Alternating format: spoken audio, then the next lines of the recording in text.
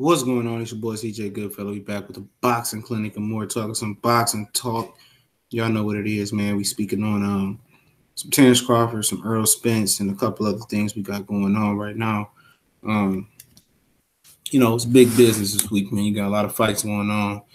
You got a lot of claims being made. You got a lot of video beefing and video vlogging beef between channels and shit. I've been just looking at, and it sparked a few ideas. And shout out to the brother Fred from Barbershop Conversation.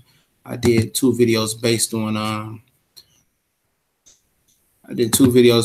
something that he spoke on about Terence Crawford being a very bland and vanilla type of fighter. Shout out to Triple H 1200. Shout out to Magnetic Shamil. What up? What up? Yeah, if you come in, let me know. Let me know you in the building. Let me know something, man. Let me know who I'm rocking out with, man, before we get started. Probably about to. I don't know if I want to switch up the platform real quick, man. I might need to go walk the dog anyway. So, might switch it up. I doubt it. I don't know. Might just stay on this thing right quick. What's going on, Mike James Boxing, man? What's going on?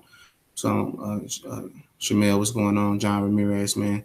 Yeah, I think Crawford and Horn is a good fight. I heard that Fred said from Barbershop Conversation that Jeff Horn got more clicks than Terence Crawford got as far as YouTube searches, and I definitely could believe that, man. 100% could definitely believe that to be the situation. Yeah, Leo, Santa Cruz and Mars, we did a live prediction breakdown for that fight yesterday. Wasn't that thorough, but I picked a clear winner as well. And if people interested in who I picked, when the Q&A part come, we'll speak on that as well. But yeah, man, you got the situation with Crawford. Fred talking about how boring he was and how he didn't reach out and do interviews with the new media, and how he don't really reach for the stars as far as being a public figure outside the ring.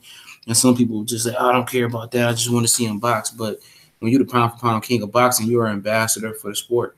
And I can't remember any pound for pound king being as bland and boring outside of the ring as Terence Crawford. And he's not exciting enough to appeal to the public as to be a Mike Tyson, where he out here getting knockouts, and knockouts is selling and knockouts is doing, like he's just so exciting. He's not that exciting, man. And at the end of the day, you could just take Top Rank out of the equation. Top Rank, ain't got to be it ain't the issue. They can promote you so much, and they don't promote him. They put him on the ESPN Plus app, and obviously people say that he probably don't care as long as his bankroll right and stuff of that nature. That's probably right, though, but he needs to care because, when you're the pound for pound number one in the world, excuse me, cracking my back.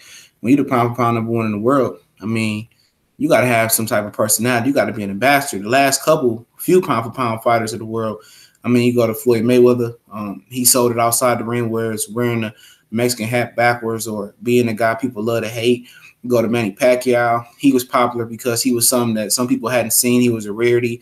He was exciting. He was beating up bigger guys, and he was just a nice guy. I mean, he was a guy where he could beat somebody up and do a concert where he couldn't sing a lick, and people still came and seen him in concert after the fight. So, I mean, you go to Roy Jones. Roy Jones had a lot going on. He had a Jordan deal. He was on the weigh-in show. He was doing commercials. He was rapping. He was in rap videos. He was in all types of things. You know what I'm saying? He was very, very proactive in how he marketed himself outside of boxing. And with Terence Crawford, you don't get that, man. Crawford don't do shit. He's a family man. That's cool. You know what I'm saying? But, who paying Terence Crawford to show up to a club and give him 30, 40, 50,000 for a walkthrough like they do Adrian Bronner or how they do Floyd? That's all money and revenue. That's all promo. Even though you look at the 30 and the 40,000, 50,000 that some of these athletes and entertainers get to walk through, they get money to walk through. But Crawford, I mean, at the end of the day, it's not about even the walkthrough money. It's about the notoriety. It's about people being able to identify you and be like, oh, man, he's shining, man. He talking that shit. I want to see what he about. I want to see what he doing in the ring. That's how you get people engaged, that people that's not interested in boxing. Look how what Floyd Mayweather did with Oscar De La Hoya 24/7. That was a platform to get, non-boxing, followers into boxing, and it did. It was like a soap opera. You had to see what Floyd was going to say next. You had to see if Oscar could shut this loudmouth up. And at the end of the day, he did it this way. And I understand that people, they don't want to sell their self-worth out or sell their dignity out for $1, but it's multiple ways to go about it. You know, Bud Crawford, he don't have an alter ego. He's not synonymous with boxing. People say boxing, people don't think about Terence Crawford. People think about Adrian Broner before they think about Terence Crawford. You know, people think about Triple G before they talk about Terence Crawford. You know, people think about Canelo, Anthony Joshua, even Americans. You know, and for the simple reason, you know, it's a shame that Jeff Horn gets more clicks in America on Google searches than Terence Crawford. And you can blame it on Top Rank all you want to, but at the end of the day, it's a certain level and it's a certain job and a certain baggage that Terence Crawford has to carry to promote himself. He can sell in Omaha, and that's cool. You know, at the end of the day, he should fight there every 2 or 3 fights or however you want to do it, though. You know what I'm saying? But at the same time, you got to market yourself. That's why these guys have PR teams and publicists and stuff of that nature. You know, even some of the football players had that. He should be on top of the boxing world. He should have a deal with Reebok. He should have a deal with Elvis Grants. He should have, you know, a Under Armour deal. And Gervonta Tank Davis already has, you know, Under Armour deal, but that's a little bit different because Under Armour was started in Baltimore, and we know Gervonta Tank Davis is from Baltimore. So, you know what I'm saying? But at the end of the day, Crawford ain't doing himself no favors outside the ring, man. You know, and if it's about keeping up a pretty boy image, this is a guy that was shot in his head at a dice game. This was a guy that tried to steal his car back and got into it with a car shop in Nebraska. I mean, shit, he already got bad promo. You know what I'm saying? He got bad promo. I mean, you look at Danny Garcia. You know, he a guy that you don't see drinking and smoking and stuff of that nature in the club like Adrian Broner. He do walkthroughs. You know, he's popular because, you know, he's marketing himself that way. And he's not a loudmouth. He'll show up to the club. He'll do an Instagram video on a lawnmower at a $2 million mansion saying, who's going to clean this? It's all about marketing. It's all about wordplay. It's all about personality. It's all about timing. And Terence Crawford is, like I said, he's the most boring pound for pound top fighter, you know, top 5, top 10 fighter since Andre Ward. He's taken that mantle. And Andre Ward was the same family guy. He was the same guy. He wasn't the most boring guy in the world, you know, but he was exciting to watch fight. You know, a lot of Ward got a bad rap because his personality was real vanilla.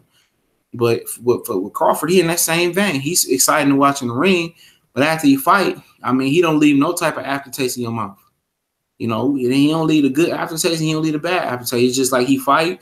And, you know, after a week, maybe Tuesday, Wednesday, after that Saturday, after you're done talking about it, it's on to the next fight. You know, nobody really remembers Terence Crawford, anything flamboyant or any great, you know, interviews he do after the fight. You don't remember him for that. You know, you don't say, oh, man, I remember Crawford said that. Even at the Hank Lundy. Now, I'm going to let you know something about the Hank Lundy fight. You know, when I was on Facebook and shit, it's before he really popped, and Hank Lundy was calling him out on Facebook. And, you know, he ended up blocking Hank Lundy, though. What's going on, Trey X? He ended up blocking Hank Lundy and shit. And he whooped Hank Lundy ass. He didn't really say nothing memorable about whooping on Hank Lundy ass after that fight. He didn't make nobody feel the pain and feel the torture that he put on Hank Lundy. And maybe that's just his personality. He's just a boring dude, man. And at the end of the day, with Top Rank not pushing him like he's supposed to be pushed, them not marketing him, he not on no billboards. He probably ain't even on billboards in Vegas right now. And you know, him not doing no favors, not hiring a PR team, not doing things. He missed on a lot of money, especially endorsement money, especially club pop-up money. You know, people inviting him to come walk through and show up and sign with Nike, sign with Under Armour. He misses a lot of money, man. You know what I'm saying? And also, he's missing that commercial appeal where people want to see him fight. You know, people want to pay to see him fight. And at the end of the day, fighting on the ESPN Plus app ain't doing him no favors. None at all.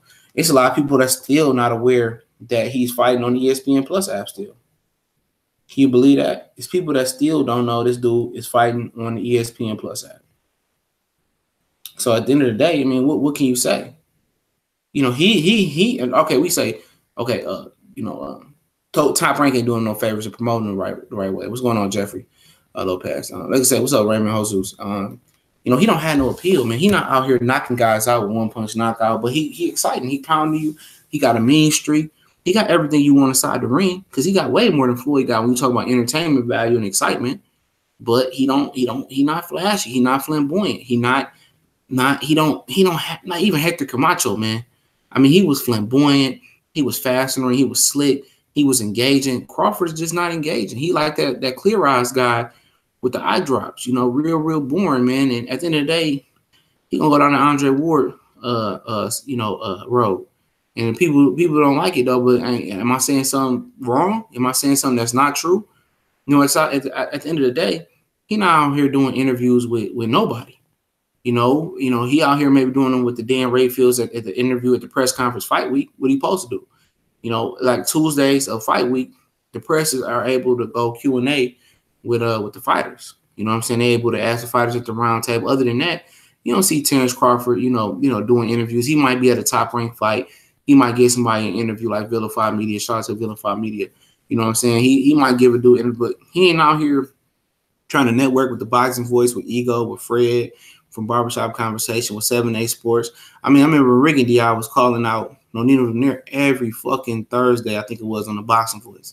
He exclusively used that platform to call out Nonito Donaire. And I'm not saying that's the primary reason that fight happened, but, it happened for him sooner than later. You know what I'm saying? He got the fight.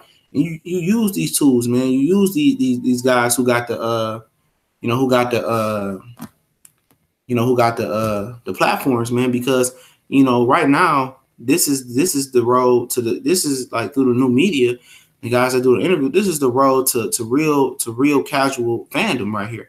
This is the goal, the yellow brick road to really getting your name out there and really using the platform. And he don't use that platform. Even Brian McIntyre, his coach, Bo Mac, he uses that platform as well. He done done interviews and did pop-ups and stuff of that name. And he's engaging. He has the personality.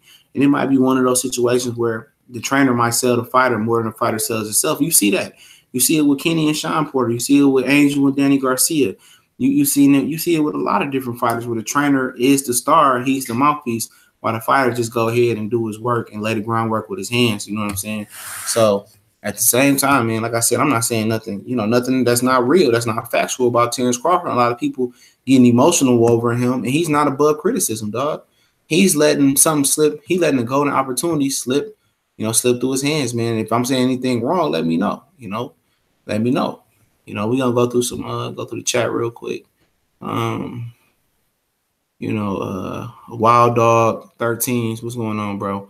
It will be a good one, but I got money on Bud. Yeah, smart money. Legendary boxer Crawford loves top rank. Possibly. Mike James boxing with a do. I don't even think Crawford cared about his popularity. I believe he just wants the money and wants to be an urban legend. And yeah, I think that's true. Because, I think he happy with just being that. But at the same time, he was the same guy that called out ESPN on Twitter for not promoting this fight, into the weigh-in. You know what I'm saying? That the promotion went right. And the ESPN copped him with some college football championship tickets, let him be in the ESPN All-Star game to make him feel better. But at the end of the day, I understand that you might not want the fame, because at the end of the day, I'd rather have the money than fame any day. I don't even want the fame, and I understand that. But the position that you are in, if you want to be recognized as a worldwide, international pound-for-pound fighter, you gotta have some type of personality, especially if you want to be remembered. That's just my opinion on that. Shamil, top rank, stay pushing Loma, and he got a loss. Yep. Legendary boxer Crawford's trainer Big Mac was taking selfies with Aaron 2 weeks ago. They probably happy with their situation, man. Crawford loves fighting weak cherries on Top Rank. I don't know if he loves it, but hey, closed mouth don't get fed. He better speak up. Exactly, William, man. John Ramirez, Errol Spence, Chase Keith Thurman to give up the belt. Yep. I mean, and he's not even the guy that want to be out here being proactive and running down on guys, but he had to speak up, and his homeboys told him he had to speak up. What up, Glee? He got to start networking. Exactly. He got to start networking, man. He got to start rubbing shoulders with celebrities. He got to start, stepping out, doing things, and trying to go look for that commercial appeal. You know what I'm saying? Or his fandom is not going to be there. He's not ever going to sell out nothing but in Nebraska if he don't start networking with, guys like Floyd and Roy, and start, even doing little Instagram shows, start putting his money up and doing his own show, the day in the life of Terence Crawford. Don't write on Top Rank to show the day in the life of Terence Crawford. I mean, Top Rank did a nice little, promo for him before the Victor Poster fight. But at the end of the day, it was nice, but, nobody really watched it. You see Adrian Broner put his own money up and did about Billions, whatever that shit was, like a little series he did about following his life, even for the Tank fight, leading up for the Clay Art and leading up to the Jesse Vargas fight. They had a mini series, and that helped promote him as well. And a lot of people watched it. He put his own money up and put their own money into the production. But at the end of the day, I mean, maybe he's just happy, man, because he got Shakur Stevenson under his wing too now, and he's managed by Andre Ward and James Prince, and what they know about marketing a fighter. Because they didn't do shit with Andre Ward. They made some business investments, and that's cool. But like Julio Cesar Chavez Sr. said, I mean, nobody gonna remember Andre Ward. He said it, and I'm like, dog, you probably not lying. So at the end of the day, they just probably care about money. Because James Prince managed Floyd Mayweather, and Floyd Mayweather left him when Wild Heyman blew up.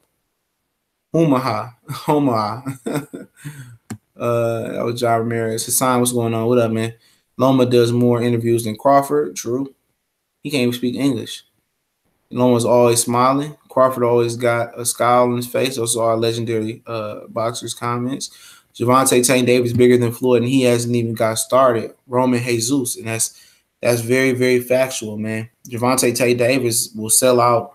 He have fans, selling out and buying tickets more than Crawford would on the East Coast.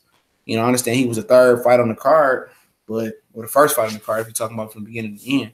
He won the main event, but he a big star on the West Coast. And if you take him to the same venue that Gary Russell just fought at in the MGM National Harbor, he says he's too big to fight there. He would sell that place out. It'd just be too many tickets. And he is a star. Mayweather Promotions not a fool. They know what they got. And, with Tank, going back and forth with Floyd Mayweather, like it or not, negative or positive promo, guess what? It's promo. And people now identifying Tank with Floyd. It ain't just because he fought on the Conor McGregor Mayweather undercard. People been knew who Tank was. Tank stopping guys. Tank got big power. Tank got personality. And he's in the ice cream sandwich between two of the biggest names in boxing, Floyd Mayweather and Adrian the Problem Broner. So he rubbing shoulders with the right people. And that's the networking Khalid was talking about. You network with guys that got something. You network with guys that know how to work the system. And, Terence Crawford, maybe he not a fan of that. He going to retire just like Timothy Bradley. What up, Trey X? Hassan, Crawford's a real humble guy. He's a countryman, wrestling, hunting, fishing, not a loud guy. I mean, shit. So is Errol Spence, but you see Errol Spence starting to speak up now too. So is Errol Spence. Errol Spence is a real humble guy, and his boys told him, "You got to start saying something. You got to start running down a little bit on Keith Thurman." He started doing that. Yeah, Gervonta Davis appeals to everybody. Yeah, man, I'm gonna get some more questions in a minute, but Josh Pop said he just don't sell. Yeah, he just don't sell Terence Crawford, man. And ultimately, the pound for pound, number one ranking is a popularity contest. And that's real, man. It's a popularity contest. And you got to have some type of popularity, man, especially to keep some of these guys off. It's easy to stay pound for pound right now because it ain't really nobody that's trying to snatch the crown. All these guys are trying to fight low risk, high reward fights. The first fighter that able to get, a few good, solid, and great fighters in the ring together is going to extend to a pound for pound level that, some of these guys can't reach. And Crawford is one of those guys that just so happened to have that opportunity in his face. He got Earl Spence, Danny Shine, Keith Thurman eventually. He gonna have Richard Progress move up. He gonna have an everlasting run of cup of opponents that he could beat the dog walking shit out of. You know what I'm saying? But at the end of the day, when you're not doing interviews, you're not trying to do pop-ups, you're not trying to really push to be that guy. It's just not really gonna happen for him. Roy Jones was a real flamboyant pound for pound guy, but he never had those marquee victories for a long time on his resume. He was fighting guys, just guys, you know what I'm saying? And, for some reason, he just never really made the money that he was supposed to make, man. So that's really, really true. Being with Bob Arum gets you nowhere. Arum a cancer. We can speak on that in a minute, but this ain't got shit to do with Bob Arum. I mean, he could promote you and push you out there, but guess what? It just ain't. What's going on, Jose? It ain't Risk Gang in the building, man. It ain't got nothing to do with him. I mean, you got your own PR team. You know what I'm saying? You got to put your own money up to get some of these short specials that they got. Do some of these, do something. I don't know what it is. Walk through it or something. Even Andre Ward had a little bit of, after a while, after he achieved so much, he ended up getting some fame, but he never blew up like he was supposed to. A gold medalist, the last gold medalist, then came and retired, and it still ain't been another gold medalist. And he didn't conquer 2 weight classes and beat the guy, both of them. So it is what it is. Tuka Pack, what it do, man? He just gonna beat everyone that has more fans than him. I mean, yeah, he can do that, but that's questionable. Then you bring in Top Rank. You know, would Top Rank really allow him to go fight Errol Spence? I don't know, man. I want to get to the super chat, man, before it go away. My bad. I'm gonna get to y'all. Lawrence RBE, I can't argue Bud is boring, but that doesn't take Top Rank off the hook. I will argue Bo Mack is way more exciting, and maybe this is Bud's character. Yep, and that's why Bo Mack got to do the talking. That's exactly right. Right. Shout out to Lawrence RBE, man. I was right here with Cali. What's going on, Cali Enigma? Boxing Network. Y'all go follow the homie Cali Enigma Boxing Network. He added the Boxing Network and shit. I'm motherfucking going in a minute. He gonna be out here, motherfucking Maury Gators and motherfucking buffs with the ice in the middle of them. Is Canelo Alvarez is willing to move up to 168? Yeah, I heard that, man. I ain't giving that shit no play, man. He did fight at super middleweight technically versus Gilberto Ramirez. So not Gilberto Ramirez. What the fuck am I on? He fought Chavez Jr. fat ass. Is he a top 5 fighter in the world? Absolutely. Siler Childs. He's Terence Crawford is definitely a top. He's my number 1 fighter right now, man. You know, his accomplishments are second to none in boxing right now, in my opinion. Crawford is the best in the world. Recognition will come just like it's coming for Spence. Be patient. I mean, yeah, you could say recognition is coming, but how do you get recognition on the closed circuit app? You know, how can you get recognition when your promoter is not even selling you and your network is not even selling you as the best fighter? I mean, shit, I done seen them push Jesse Hart and Gilberto Ramirez harder than they push Terence Crawford. You know, Kelly Enigma, Occidental Hood is just talking out his gas. Dre Harden, what's going on, bro? You right, bro. Bro got to self-promote because Bob Arum is not promoting him at all. Exactly. You know, he's not promoting him at all, you know. He got to do something. He got to get a proper relation team. I mean, he should be making money outside of boxing because absolutely he only fighting 2 or 3 times a year. He should be in these movies. He should be, you know, in these commercials. You know what I'm saying? You know, America is looking for the next boxing star. You know, they just salivating for it, man. They just looking for somebody to push Adrian Broner off the mantle stool as the lower weight class most popular fighter. Mikey is trying to do it in a totally different type of way, you know, which, you know, he ain't out here really doing no commercials, at least I don't see. But he's trying to strategically move, you know, through the divisions like he wants to without fighting the best. He's trying to cherry pick his way to the best, but Crawford is more proactive. But both of them boring as hell. You know, Mikey don't bring that shit to the table as well. He not a real Mexican. You know, I'm not saying he's not from Mexico, so he don't come equipped with that Guadalajara or that Jaime Munguia, Canelo Alvarez fan base. So if you're wondering for that, man, yeah. Mike James boxing Crawford and Spence have big mouths when the camera's not on. They both going about it the wrong way. Yeah, I mean, you know, Bud gonna talk to you. He gonna beat you. He's a competitor, man. He gonna talk that shit too, man. And just, I mean, like I said, man, he maybe just happy to fade into the black, man. You know, maybe he's just happy to be in the background singer, man. I mean, you had that in don't compare Bradley to Crawford. Why not? Why can I compare Bradley to Crawford? You know, Bradley wasn't no fucking exciting guy. Even when he tried to be exciting with Pacquiao and make all those faces and talk shit, nobody took Bradley seriously. He was a boring guy. You know, nobody was like, oh, you know. Only reason people knew Tim Bradley is because of the Manny Pacquiao situation. And maybe the Devin Alexander fight that flopped. You know, he was boring too. His popularity came from Manny Pacquiao. Terence Crawford didn't get that opportunity to fight Manny Pacquiao. He won't get that opportunity. You know, and I'm keeping it real, dog. He might retire and might not be as popular as Timothy Bradley. You never know. Nobody, Josh Paul, nobody in my family know Crawford, and he got all the talent. You know, a lot of people don't know Crawford. You go outside, I go outside right now, and I can turn the camera on and ask people on the street, like, who the fuck is Terence Crawford? You know what I'm saying? But you know, in time it may come. Like it might just go the B-Hop route, you know, where he just beat the fuck out of a whole bunch of welterweights for his whole career. He started getting recognition because B-Hop wasn't nobody really checking for B-Hop, you know, until he started stringing those defenses together. He beat Oscar, he beat Trinidad. Finally, he started getting those marquee names, but, you know, he didn't have a big personality. Later in his career, people started listening. He was engaging. He was engaging to talk to. He was engaging to listen to. He had great stories, you know what I'm saying? But, I mean, should Crawford want it now? He want to wait later and just be praised for what he done. I want to be praised for what I done in the moment, man. Bro, from the crib, trying to be the best in the world, one of the best in history, got goals of undisputed second weight class, not being a media grab, M's and W's. Bro, from the crib, trying to be the best. I don't know what he really meant by that. Maybe just said, you know, Crawford is trying to be proactive in his career. I mean, yeah, you can have all the accolades in the world. I mean, it's a lot of guys that got all the accolades in the world. There's a lot of guys that in unified belts, that it was undisputed, undefeated, that ain't done well in boxing, but and been forgotten. It's a lot of people that goes forgotten, man. Real shit, man. It's a lot of people that's boring as fuck, or that's just bookmarks and the small bookmarks in history. That you like, damn, I forgot about him, dog. Yeah, he was a good fighter. Do you want to be one of those guys that people say, oh, yeah, Terence Crawford, man, I forgot about him. He's a good fighter. Or you want to be like people that like Mike Tyson, man. Even though Mike Tyson was overrated at a certain point, he kept getting beat, but people always remember Mike Tyson. He was not a bookmark in history. He was the chapter in history in heavyweight boxing. He brought more fans to boxing than shit a lot, and then any other fighter, post Muhammad Ali era, in my opinion.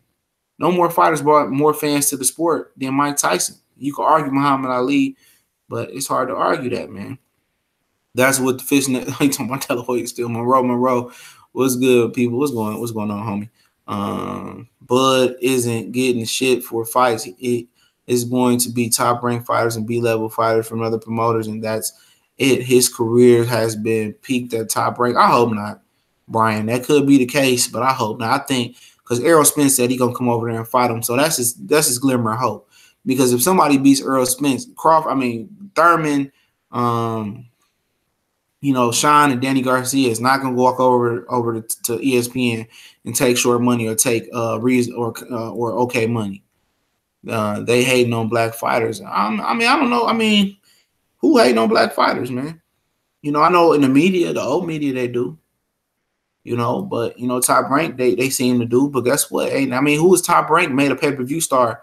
They didn't make Pacquiao a pay-per-view star. Let's keep it real. Pacquiao was already up on the upswing. They just caught the wave just like Eddie Hearn caught the wave of Anthony Joshua. So, it's always going to be an uphill battle for black fighters, man. It is what it is. If you're gonna entertain or you're going to throw hands in the ring and you're going to take your check and go home. You're not getting recognition when your promoter isn't pushing you. I'm sure Spence didn't pay Heyman to have his next fight in Texas. Oh, yeah. That's another thing Brian brought up. Terence Crawford had to pay a percentage of his contract money to fight Gamboa in Omaha or in Nebraska, wherever it's at. He paid Bob Arum because Bob Arum didn't believe he was going to get a return. If Crawford fought at home, he didn't believe he was going to be a pull. So that's true. That's definitely true. And but yeah, your promoter's supposed to promote you, but guess what? You gotta promote yourself as well too. You gotta put yourself in the spotlight, man. Danny Garcia resume is 10 times better than Bud. I definitely agree. That's legendary boxing. Curtis Anderson, what's going on, brother? I saw Crawford. I think he works at FedEx. This dude, he going in, man. Charlo finna expose Golovkin. I don't even think Golovkin gonna get in the ring with him. What up, Dallas J? LT Green. He got to get out of Top Rank. That's gonna be pretty much impossible to get out of Top Rank. Bud isn't getting shit for. I already read all those, so we caught up on the comments for the most part, man. But yeah, man, talk in the Crawford talk, man. There's no way that Jeff Horn should be even more internationally known or statewide known than Terence Crawford. But guess what? Jeff Horn did fight Manny Pacquiao. Let's not forget that. He fought Pacquiao, and that instantly gave him a boost. And Crawford didn't get the opportunity. You know what I'm saying? Negative and positive promotion is always positive. Always good promotion. And Jeff Horn got a lot of negative promotion from that Manny Pacquiao fight, but ultimately he turned into positive energy, and and he's a more popular fighter than Terence Crawford, according to Google search, according to Fred from Barbershop Conversation. So, you can put it on Bob Arum for not marketing him and putting him on the closed circuit app and the ESPN app. You can argue all that situation, we can argue it. But at the end of the day, what is Terence Crawford doing to bring notoriety to Terence Crawford? Seriously, what is Crawford doing to put his name out there? He putting a fishing hat on, he getting a fishing pole, and he fishing. And if Lord knows how much money he was missing, that he was missing out on, he'd probably be mad as fuck. Certain things that he got to do. And hopefully he's taking his money and doing business ventures as well, too. Hopefully he start, something. I don't know what he's doing, but hopefully he's just not taking these millions and just, financing his family.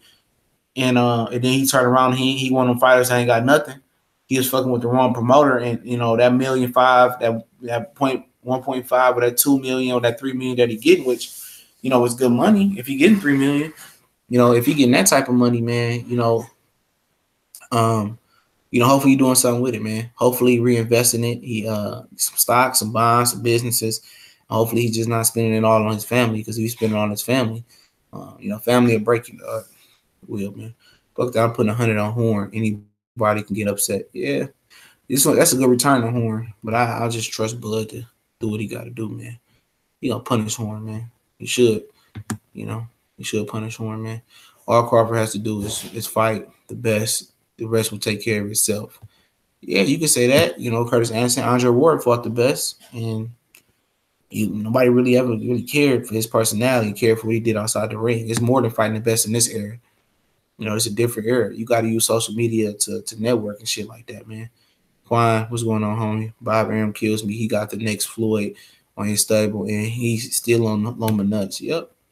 He gonna continue to be on Lomachenko nuts. Curtis Anderson, you don't have a fighter that captures the public imagination. It doesn't happen too often. You're right, though. But it's a lot of blueprints on how to capture the public's imagination, man.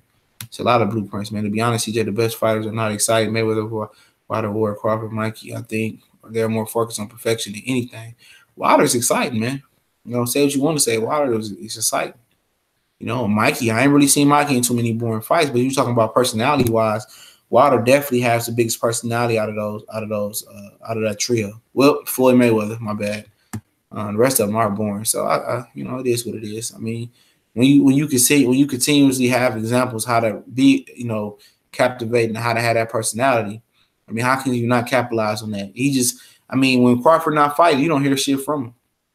You know, unless he's trying to steal his car back, you don't hear nothing from him. When Crawford fighting, you don't hear shit from him. I mean, you ain't heard shit. You heard an article from Crawford saying that that Jeff Horn looks a little bit tougher inside the ring than out. You know, that's all you hear. What up, DLG, man? 77JI. What's going on, L? Excuse me. Terence Crawford, 140 resume better than Danny. I disagree. Danny Garcia resume at 140 better than Terence Crawford, bro. That's not even debatable, man. That's a whole different video, man.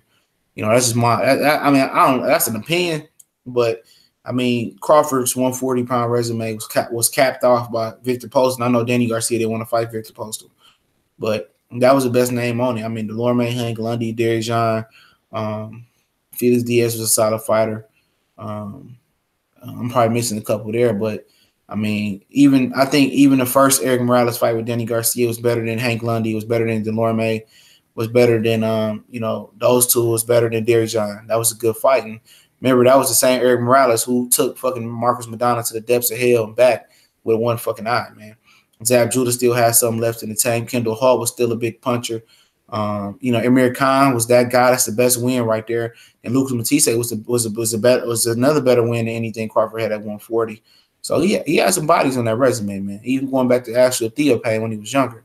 And Kendall Hulk fight, that was underrated. It's the same Kendall Hulk who had, Timothy Bradley twitching on the canvas until Bradley somehow impossibly got off the canvas and whooped on Kendall Holt. I don't know how he did that. That just shows how tough Timothy Bradley was. Fighting the best won't solve everything. You also have to have an it factor. Yup, that's exactly right. He fought 85. What did it do? Dog77 says a time for Crawford to bounce. Oh, YT Whitney. He ain't going nowhere, man. He's trapped in that contract, dog. He ain't going nowhere. Crawford resume is overrated. I definitely agree. Thurman going to leave Heyman to duck Spence. That's possible. Eddie Hearn said he signed a couple world champions to the zone that he going to announce at the end of June when the zone actually gives his formal announcement to come to America. So that's something to definitely look out for as well. He said he signed some champions. So I don't know if they're Commonwealth champions, British champions. You don't know. Sometimes with Eddie Hearn, he just be fucking milking it and lying and shit, man. So we can talk about Errol Spence, man. I've been seeing a lot of the brothers, a lot of channels I never even heard of, going back and forth, talking about Errol Spence and, he got dog tits and all this shit. But these are the same people out there, man. Yeah, I like Crawford as well, too. He's a solid brother, man. He can come to the ring. He come in shape. He don't come with that Adrian Broner shit. He don't come out of shape. He don't come in fat. He don't come in, he don't come in unfocused. He focused at the time, said, hey, he a family man. It seemed like he changed. So at the end of the day, he signed B2K. he comes correct. But we talk about Errol Spence, and there's a lot of speculation that people say, well, Errol Spence, he didn't join the WBC VADA testing, and he was ranked number 3 for VADA. And I hear a lot of these, I just seeing a lot of these brothers go back and forth. And like I said, I'm not beefing with no channel that's super beneath me. Like, we could be on the same platform. Like if you got you got a nice little solid fan base, you coming up, and I'm not beefing with no basement bottom fucking platforms. You know what I'm saying? So at the end of the day, they don't really have a voice. They can put out false propaganda all they want to, but at the end of the day, people say he was ranked number 3rd in the WBC. At the end of the day, what people don't recognize about the WBC, just because you rank number 1, 2, 3, 4, just because you rank number 2, 3, 4, that don't really mean nothing. WBC, if you read the rules, which for non-international boxing channel, shout out to the homie, he had me put me up on that about their rules, man. It don't really matter. Eric Molina and Dominic Breazeale was sanctioned to be Deontay Wilder's mandatory. Breazeale was somewhere in the top 5 or 6 or 7. Eric Molina was just inside the top 15. That's why Dylan White is mad. And the WBC sanctioned that fight. And when they sanctioned that fight, it made Deontay Wilder a mandatory. So how do you get a guy that's not even top 3 in Dominic Breazeale and a guy that's barely inside the top 15? How does that produce a mandatory scrap? And Dylan White, to be honest, not to drive around and bullshit around and just keep it 100 with that. He got a gripe right there. You know what I'm saying? How can those guys fight and produce a mandatory, a number 6, 7, 5th contender with a 15th contender? That's all backdoor money. You know what I'm saying? That's a bullshit rule. And that's why Errol Spence say it's no guarantee when you go to the WBC that if you rank 3, 2, 1, 15th, 18th, whatever it may be, it's no guarantee they're going to make you the mandatory. It's whoever paid the most money and get that vote, man. So at the end of the day, Errol Spence chose to go to the IBF. He went through the IBF because, it was a quicker way to a title. It was a faster way to the title. Waiting on the WBC, he probably still be waiting on the WBC title shot because Keith Thurman wouldn't have fought him. Danny Garcia wasn't going to fight him. And Robert Guerrero, whoever he won the belt from, they weren't going to fight him. So none of them guys was going to fight him. He know WBC was crooked. It was all about money. He could have been 1, 2, 3 ranked in WBC. It didn't matter. They and they picked their mandatories about how they feel and who got the most money. So he went the IBF route, not because of no stupid drug tests. He went the IBF route because that was the quickest way to get a title. And people want to say, oh, this guy on steroids and look at his chest and look at his tits and, dealing some faggot shit. You know what I'm saying? But nobody ever said, oh, Canelo Alvarez was on those shit. You never heard nobody say, you never heard heard somebody say Canelo Alvarez was on shit. You never heard it. But he was on shit cheating. So it's always the guys that you never really see coming to do that. But at the end of the day,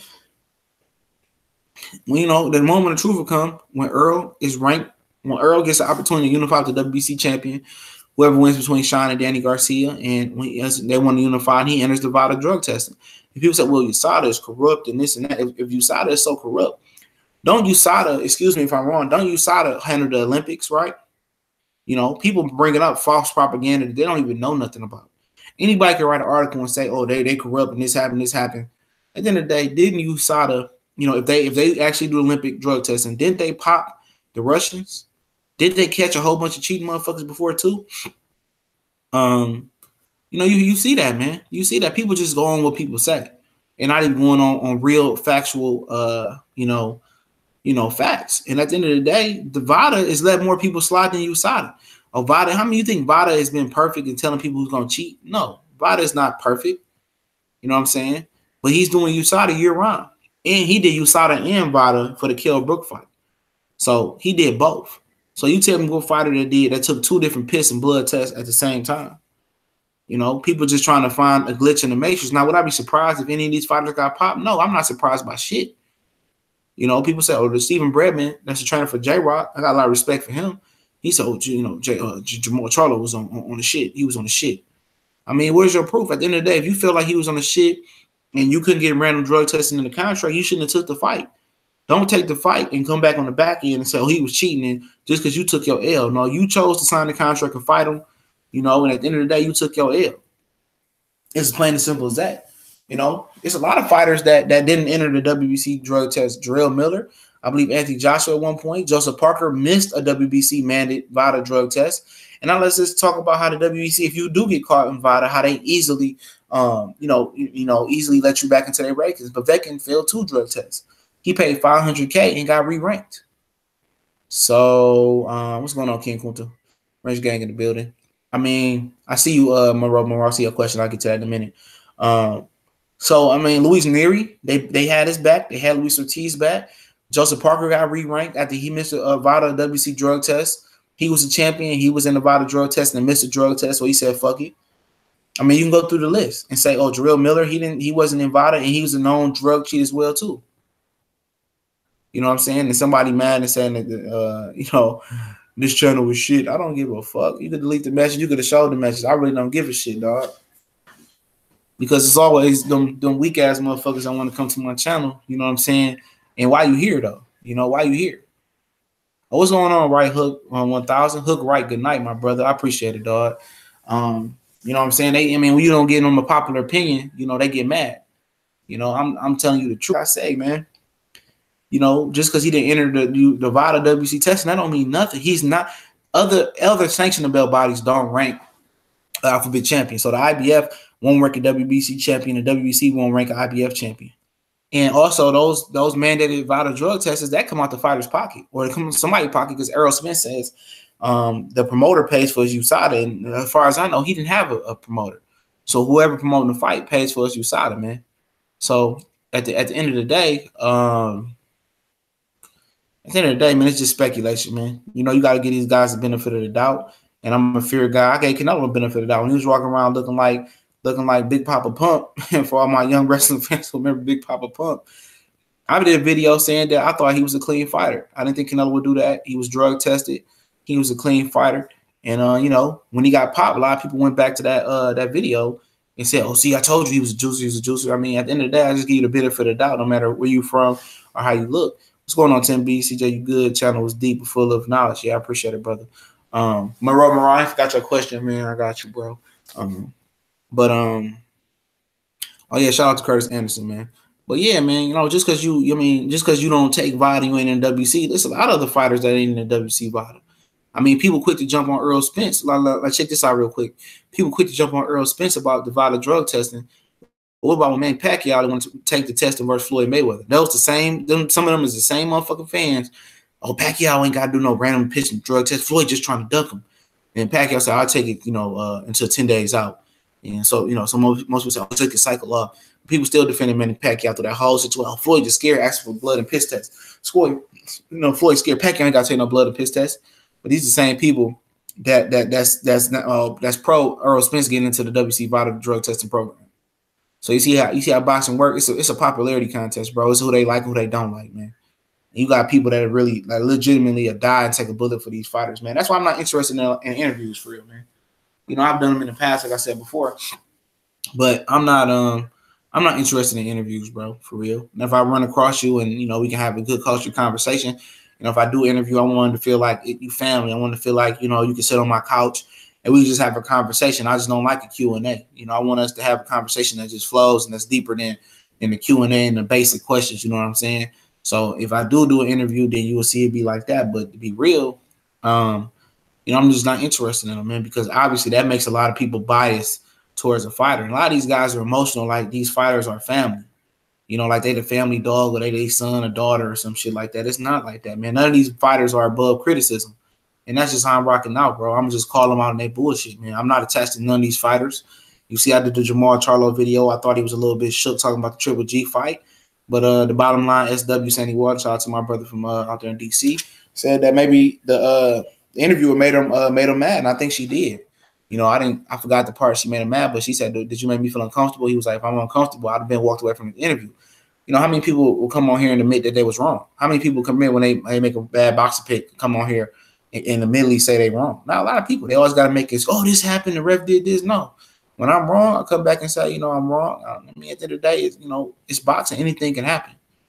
You know what I'm saying? If Errol Spence popped dirty for steroids, I'll be the first person to get up in here and fry that ass. But right now, it's no proof. Just because he don't enter the WC VADA drug testing program, it don't mean nothing. Now, if he was a guy that didn't have a belt and he was a guy that was ranked highly in several different belts. And, he was ranked high.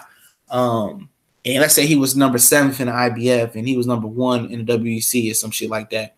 And he just magically jumped out the WBC when he's about to get a mandatory shot to be the 7th contender in the IBF or whatever. Then that would be kind of fishy. But it's nothing really fishy about the Errol situation, man, at all. It's the simple fact is when he fight, the WBC champion, is it be Keith, Sean, or Danny Garcia, when they unify, and he signed up for VADA drug testing, then it is what it is. It's not like he ain't already did it. When Kell Brook requested he do VADA, he did it. He did the VADA drug testing. He did VADA and USADA at the last time. So at the lab for Kell Brook fight, you don't hear people speak on that. You don't hear nobody speak on that. You know what I'm saying? And everybody say, oh, he on this, he on that. I mean, anybody think Canelo was on some shit before that happened? No. Did anybody think James Toney was on some shit before that happened? No. They said Roy Jones was on some shit? No. People said for years for Evander Holyfield was on some shit, but did they have proof? No. All the guys that got popped, Luis Nery, he might think he was on some shit. Antonio Tarver at the time he knocked out Roy Jones because people want to see Roy knocked out. Did people think he was on some shit and be like a 7-time PED offender? No. So it'd be the guys that you least expected, dog. You know what I'm saying? Tyson Fury's another one. He's another guy that was on some fucking dope. He was on some PEDs. Said he ate wild boar and they sweep that shit right under the rug like it ain't never happened.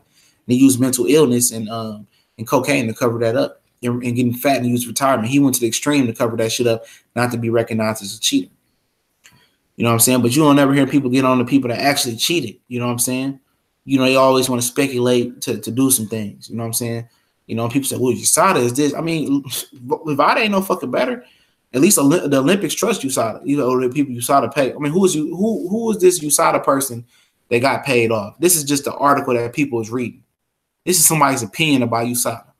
Because I ain't seen USADA take credibility take a hit yet. And if it took a hit, I'm pretty sure VADA or WADA will be picking up that Olympic contract. So this is all propaganda that people pushing out. Show me the facts where USADA is corrupt, or is this just fake ass media or fake ass articles being pulled up, and it's fake. It's fake as hell. Well, Floyd Mayweather did this, and they covered this up and this up. I mean, where's the facts at? Where's the facts? Don't give me no weak ass Bleacher Report or Bleacher Report article that don't have no facts. Don't give me an article headline that just got a headline that said when you read the article, it's all opinionated. It's no facts. It's no you can go trace the Victor Conte Shane Mosley situation. That's public information. That's facts. That's court of law you can read through. So shit, you look at shit like that, man. You look at shit like that, and people just make up what they want to make up. And it's super whack though, man. It's super whack that people can slander your name like that, and then in the same breath, also when people give, oh, I want to see Povetkin fight Joshua. Povetkin, Deontay Wilder lied. Povetkin really didn't fail a drug test. They lying on Povetkin. They lying. It's facts. He got banned from the WBC. He had to pay $500K to re-rank in the WBC. He got busted twice. Now the first drug, the meladonium, he got busted for. That was a legal drug up until 2 years ago because Maria Sharapova got banned for taking it after that, and she's Russian. Ain't the Russians banned from the Olympics as well? So ain't nobody slandering. This is public information. This is facts. Hard facts. So the dudes that actually cheat get defended. But the guys that keep testing clean, that keep, popping up clean, that keep doing what they gotta do and they legit, those are the guys that want to get hated on. Oh, I can't wait to see they catch Earl. I can't wait to see Earl lose. I can't stand Errol Spence. At the end of the day, I mean, I don't see people, I mean, a lot of them black channels out here, I don't see them getting the same energy towards Povetkin, who got caught. I don't see them get that same energy towards Luis Ortiz. I don't see them getting them same energy towards other ethnic groups. And that's super sad, though, man. I speak on that in behalf of the homie Money Brown TV, man. I'm just going to put it out there, man. People say, oh, he's this, he's that. He's telling you what he know. He know his shit. You know what I'm saying? And at the end of the day, man, people bringing up false propaganda, man. I mean, I wouldn't even waste my time with them niggas, Money, bro. I wouldn't even waste my time, bro, with them niggas, man. I mean, shit. You got 1,000 subs. Fuck you looking down at them bum ass niggas for, man. That's why I don't even talk to channels no more, man. I did one on Casual Boxing Talk because of the clickbait, and I did that on the strength of being a fan. The watcher boxers tired of clicking on his videos and it being fake propaganda. That's it. And I talked about made man, but at the end of the day, he was kicking off false propaganda. I had to let him know. That's just on the strength of a fan. That won't mean strength of a channel. I don't give a fuck about neither one of them channels. What they eat don't make this channel shit. You know what I'm saying? all positive vibe. We all supposed to be helping each other network, and we can't help each other network when you on some bullshit, man. Kicking out false propaganda. And who knows when the next NBA Finals game is? Is it Thursday? I mean, shit, I don't feel like searching that shit. I'm going through these questions though. Orange gang in the bending. All right, so we start off WC working shit. What up, King Kunta? Josh Pop, man. Hey, Josh, man, you earned your wrench, bro. I done seen you too many times. Do your thing. Tim B, what's going on, my brother? I seen that question. Yeah, keep up the work. Yeah, for sure, John, man. I gotta keep it up, man. I'm gonna do another live later on today, bro. Y'all, it's gonna be off topic, food for thought, NBA finals, football, whatever y'all want to talk about. It'll be an open one. Yeah. He Fly, you know what it is, CJ. Their favorite fighters. The rules don't exist for. Exactly. Josh Pop, if you're undefeated, you're gonna find other ways. They're gonna try to find other ways to beat you. That's a really good quote, man. Same with Terence Crawford, man. Oh, his resume ain't this. I mean, shit, it's a lot of guys in boxing resume and shit. You look at Golovkin, his resume and shit, man. Pac Warrior was on the juice. And he look real small, man, right now, man. He's training. He fought 85. What to do, man? You know what it is. I already read that, man. I feel Crawford does his talking in the ring because sometimes talking too much goes wrong. As Broner, yeah, Broner did the most though, but he able to take those L's and bounce back and still be on top of the game, man. But you're right though. He was talking in the ring. Maybe that's just his demeanor. I think what it is. But Errol Spence had the same demeanor now.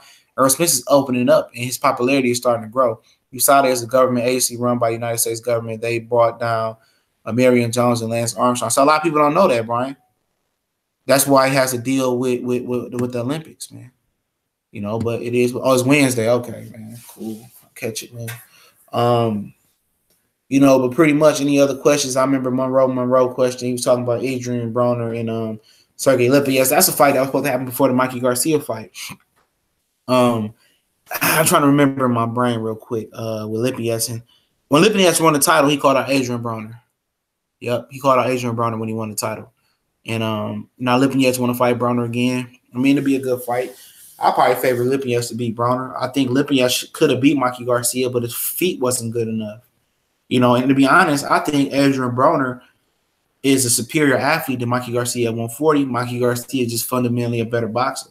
I think Broner is faster. I think Broner hit harder. I think Broner body is stronger than Mikey Garcia at 140. That's why Mikey Garcia went down to 130.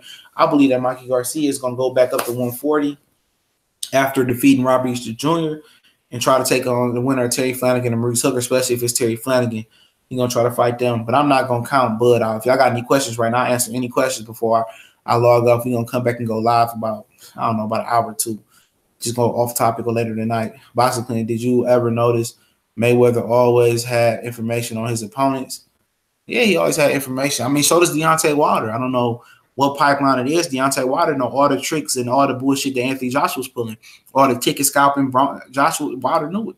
Wilder told Luis Ortiz, I know whatever you do, wherever you go. And I think that got something to do with Al Heyman. Broner should fight Vargas again. Yeah, they're close to a deal. Broner and Vargas is close to a deal. I don't know if Lipinets is aware of that, but if Lipinets fighting Cincinnati, he might steal that fight from Jesse Vargas. But yeah, Vargas and Broner was a good fight. I enjoyed that fight. I was there live, man, trying to get to Garcia and Porter. Tank unifying this year with WBC 130. The 130 Miguel Burchett is a 135-pound champion. He's fighting June 21st. Gervonta Tank Davis said he come back in August with a big fight, which I don't know what that is. I know Tevin Farmer and Billy Dibbs is fighting like August 1st or 4th or July 28th in Luna Park Amusement Park in Australia for the vacant WBC. The WBO is a vacant belt because Lomachenko dropped it. So Tank won't be probably unifying to the end of this year or next year, if possible, which, Miguel Burchett is a fine fighter, man. He's a good fighter. He's tough. He's been knocked out before, but that was by an extremely big opponent. But it should be interesting. That's the fight I want to see Davis in. Is either with Machado, which that's a fight I hope for in August, is Albert Machado and Gervonta Tank Davis. Most people don't believe Machado is ready, but he's a champion. He was a super champion to Tank bumped him to regular champion, but he beat Jezreel Corrales. I have a hard time saying his name. So, no. Swift clearly what to do. Monroe. If Errol Spence tested positive for PEDs, I would be shocked. Errol seems like a stand-up guy. Yeah, a lot of people thought Shane Mosley was a stand-up guy. A lot of people thought Pacquiao, I'm not saying he got caught, was a stand-up guy. People thought Tyson Fury was a stand-up guy. People thought a lot of guys were stand-up guy. You never know. People said Evander Holyfield was always on some shit. I mean, some of the nicest guys you never think. Curtis Anderson, Josh, they're going to have a rematch. Yeah, Vargas and Orlando, what they do, man? Spence is just too big for Crawford. Yeah, I don't know, man. Crawford is a big guy as well too. He was 180 fucking pounds in between the Dongo fight. So yeah, this Jeff Horn fight until a lot of shit. But Spence is a guy that came down in weight too, just like Sean Porter from 54 down to 47. But Spence, Crawford said to have the skills to pay the bills. So we'll see. Skills win, but he get hit awful a lot. His defense ain't impeccable. He get hit a lot with overhand rights and left hooks, man. He get touched up a lot. But it'd be interesting to see how Crawford handles Jeff Horn, man. Being the bet odds are great, on Jeff Horn. So that's something to look at. Yeah, all that shit Spence worked for. I think he clean. Yeah, I think he clean as well too, man. He took you side of the Vada, but at the end of the day, tomorrow he can pop up dirty, and then we all sitting here looking stupid, and the motherfucking haters have a field day. Farmer don't want that trouble. Yeah, Farmer is garbage, man. I'm sorry. At least his last fight versus Kondo, that shit was trash, man. That was trash versus Kondo, man. He wasn't punching with no authority, man. I don't know why not. Drake or Pusha T, who won? You already know who Pusha T won, man. Pusha T won. Jay Prince had to come in and save him, but that shit was unneeded, bro. Them niggas didn't even. I mean, that wasn't even a rap beef, man. I mean, Pusha T, he sent the shot out, and Drake, he just took it to a rap beef, and then Pusha T put him in his place. But I mean, at the end of the day, man, that shit didn't even have to go like that, man. Just like the Meek and Drake beef, not a cool. You know what I'm saying? It's just shit just for album sales. Drake got an album coming out, Pusha got an album coming out. It was for album sales, man. It was, what's up, Saul? You catching the grunt end of it. If anybody else got any more questions, go ahead and shoot. We're gonna come back about an hour or two. Hopefully, some girl cook me some food so I can eat and come back and be. I was watching some fights on Andrew Tabiti. I think he should move down to light heavyweight, or move up to heavyweight. He's a talented, but cruiserweight is the worst weight to be at. Yeah, American wise, he from Chicago too. I don't think he can make 175, and I don't think he might not be big enough for for heavyweight. So Drake ain't win that battle. Shut up, man. Shut up. You Ultimate fan, Drake boy right there. You probably think LeBron gonna come back too. Shut up, man. You don't know what you're talking about. But yeah, Tabiti is the truth, man. He's the guy that should be crying about TMT. He got Steve Cunningham. He beat Latif Coyote. And a lot of people don't remember Latif Coyote. Remember, he got into it with Antonio Tarver, and they ended up fighting on Showtime when Antonio Tarver was a commentator, which he was a far better commentator than Roy Jones or Paulo Malignaggi. But Andrew Tabiti, he can fight, man. He's slick, man. I'm gonna do a prospect spotlight on a kid from Toledo, Ohio, man. On this guy, man. I'm gonna do it as soon as I get off here and release it. When it's upload, man. That's why I'm gonna do these uploads on Google Hangout a little bit more, because the cell phone take too long to upload. Jalen Love is trash. Yeah, Jalen Love from Inkster, man. I got roots out there, man. So I'm always gonna ride with Jalen. Jalen Love is designed to be a 154 pounder. He ain't supposed to be at super middleweight. That's his issue. Prince said Drake's response was too disrespectful. I don't believe that shit. That's all propaganda, bro. That's all propaganda. See, I told you, Drake fans and LeBron fans who joined at the hip, y'all niggas know that shit ain't going 7 with the Cavs. Man, I told y'all that shit about to be a sweep. If the Cavs don't win Wednesday, it's over with, bro. The Cavs LeBron don't have nothing left, bro. He don't have nothing left. When all three of them, when them three niggas hooping like that, ain't nothing he can do. Then a lot of fans want to get mad, before we go into this talk we're going to go into later on. A lot of these fans want to get mad at Kevin Durant. Don't get mad because Kevin Durant joined the team and did what he supposed to do. Because when LeBron joined the team, he got whooped by one All-Star. Dirk was the only All-Star on that Mavs team. He was going up against 3 Hall of Famers in Bron, Bosh, and Wade. You know what I'm saying? He was hooping. That's the only All-Star that beat him. So if Dirk can do it, LeBron can do it, but he ain't gonna do it. I think that colorful head rapper is working with the police. You're talking about Tekashi 6ix9ine. I seen him out in Brooklyn, dog. I seen the nigga out in Brooklyn, man. I think he is too. He might be the feds. It's like when he say some shit like, "You got 48 hours to kill me." That's basically saying like, police, they trying to kill me. So I'm in New Jersey, dog. You know what I'm saying? That nigga the feds, dog. I ain't fucking with him. I had never heard the song until I got to New York earlier this year. What up with Tabiti? If anybody should be mad at Floyd, it's him. Yeah, Tabiti just fought Latif Coyote, man. Floyd and them couldn't even get him in the World Box Super Series tournament, man. They didn't. I mean, for some reason, you know, they didn't want to. Richard Schaefer didn't want him in there. Bosch got some female waves. I mean, yeah, Bosch. I mean, Bosch. You know, he was the Kevin Love. He was better than Kevin Love. Bosch was a dude that was giving motherfucking Dwight Howard 30 and 20. Bosch was a monster before he got to Miami. Yeah, KD was a free. So was LeBron was a free agent. You forgot about the announcement? Did we forget about the announcement? That's why niggas don't like LeBron. And then I was watching the interview where when he lost against the Mavericks, y'all got to go back to y'all miserable lives and shit like that, man. Get the fuck up out of here. He just say some fucked up shit. He should just say, shut the fuck up, man. People act like, why people don't like LeBron? People quick to forget. I swear to God, sports fans are the quickest forgetters in the world, man. Y'all go back to y'all miserable lives. I'm going to be all right. And just some of the arrogant shit that he say. Watch how Michael Jordan did his press conferences. Watch how Kobe acted. He acted, you know, LeBron got female ways too, man. He carrying a purse around and shit now. You know, I used to like LeBron when he got into the league, man. I remember one game, they was playing the Chicago Bulls, and they were doing this dance on the side. I said, no, I don't like that nigga no more. And then I was like, oh, you know, he all right. And he did the decision. I was like, that was weak. Yeah, next game Wednesday. Yeah, ain't nobody sweating that gay color hair guy. Yeah, that nigga funny, though. I mean, I heard this song. I couldn't, but me and this girl, we were sitting together at the fighting shit, man. She was older or whatever, man. She was about to graduate or some shit. And I'm like, dog, that sound like Mystical. We thought it was Mystical because Tank came out to Tekashi 6ix9ine too, and then brought it in. The dude sitting, you know, kind of a couple seats down, and we was like, yeah, that's Tekashi 6ix9ine. You know what I'm saying? So, yep.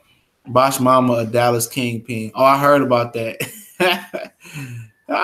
Rest will call the game for the Cavs. You're probably right, man. The rest will call the game, but that's too much firepower going up. What up to Marlowe's Corner? Y'all go subscribe to the homie Marlowe's Corner, man.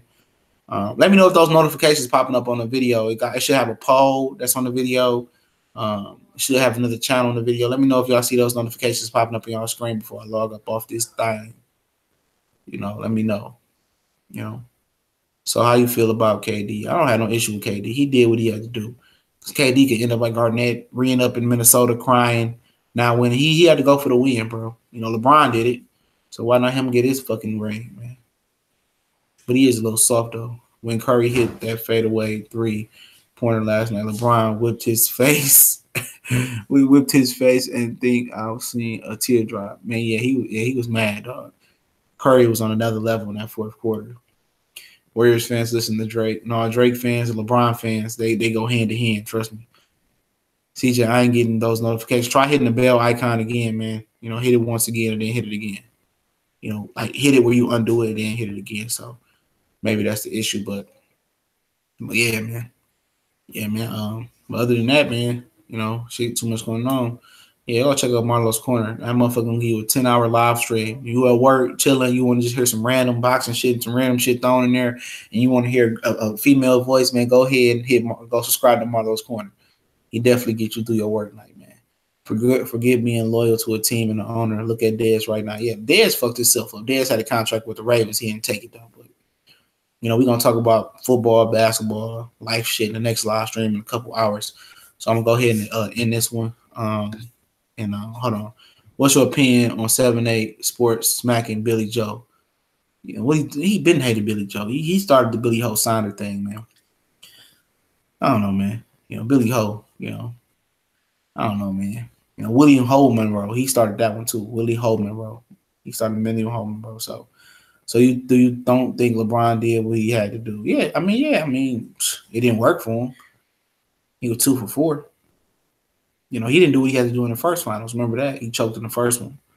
But at the end of the day, it was a way that he did it, though. You know what I'm saying? You know, he had to do it that way and disrespect the city of Cleveland like that, even though the city of Cleveland, just like the sworn little thought, came running back to LeBron.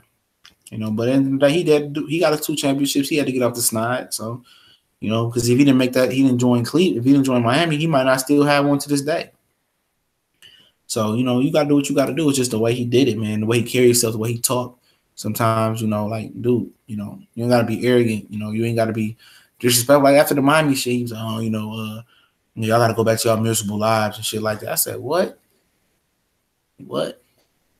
Warriors need all the All-Stars just to take on LeBron. They said, no, they don't need all the All-Stars. They beat LeBron without the All-Stars the year before. So at the end of the day, no, LeBron need all the All-Stars to beat the fucking Thunder. You know, LeBron need all the All-Stars to beat the Spurs. It goes both ways. You know, don't forget that. He added Ray Allen for overkill. So they had Ray Allen, they had Bosh Wade, they had some good role players and Mario Chalmers, they had some big shot makers, they had Shane Battier, they had a hell of a squad, and they still came up short 2 times. Yeah, Draymond, one of them niggas that, man, I mean, sometimes you like him and sometimes you don't, man. Like, he's just like one of them niggas that, you know, off the squad, you be like, man, if he wasn't with them niggas, dog, he wouldn't be shit. That's real shit. You can tell LeBron is giving up. He can't hit 51 every night. I mean, he ain't giving up. It's just like, you know, J.R. Smith just holding us back, bro.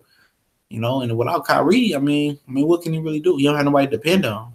George Hill, nobody giving him credit. He doing what he supposed to do, and Kevin Love.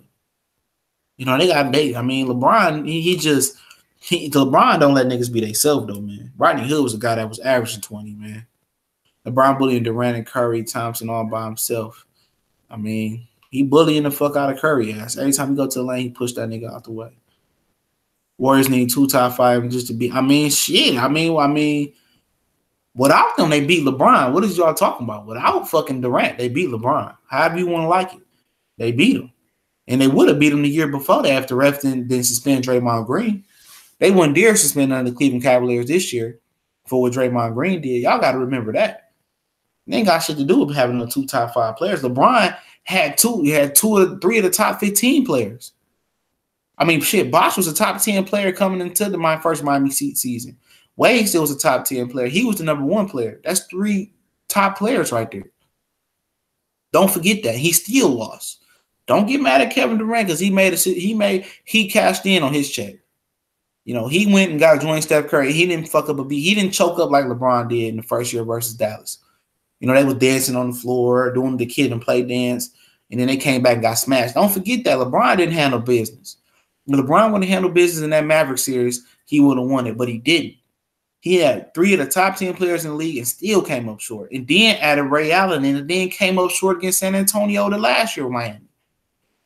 And then he left Miami like a little girl and ran back to Cleveland, back to the Slave Master and what's the old boy name? That on Quick Loans, Dan Gilbert. Don't want to give Westbrook that fade. Hell, I mean, Westbrook, everybody got away from Westbrook, bro. You know, Westbrook is look at Paul George. He ain't going back. Paul George ain't going back, bro. You know, nobody want to play with Westbrook, dog. He ball hog too much. These Golden State Warriors are the best ever played. Maybe I wouldn't say that, man. Because you had the 86 Celtics would have probably killed them on the glass. You know, they had no answer for Bird. You know, McHale and Pierce, they had no answer for. There's a lot of great teams that people forget about. The Pistons, they defended each position well. The 96 Bulls, they defended each position well. Some of the Laker teams, they had about 3 or 4 fucking All-Stars and 2 or 3 Hall of Famers. Shit, back in the day, you had Jamal Wilkes, Magic, and you had Kareem. You had Kareem, Worthy, Michael Thompson. You had Byron Scott. You had Magic. You had them Lakers, the Mavericks and Celtics teams were serious, dog. The fucking Golden State Warriors had no motherfucking they had no answer for Kareem Abdul-Jabbar. They would have no answer for him. You know, the Kareem would legitimately probably drop 60 and 30 every night on their ass. You know, but today's rules, I mean, you can't defend no more, but we're going to go ahead and log off, man. We're going to start this conversation in about an hour or 2, man. Going to do an off-topic live stream. People been asking for it. So appreciate to the brothers, man. And, you know, we out.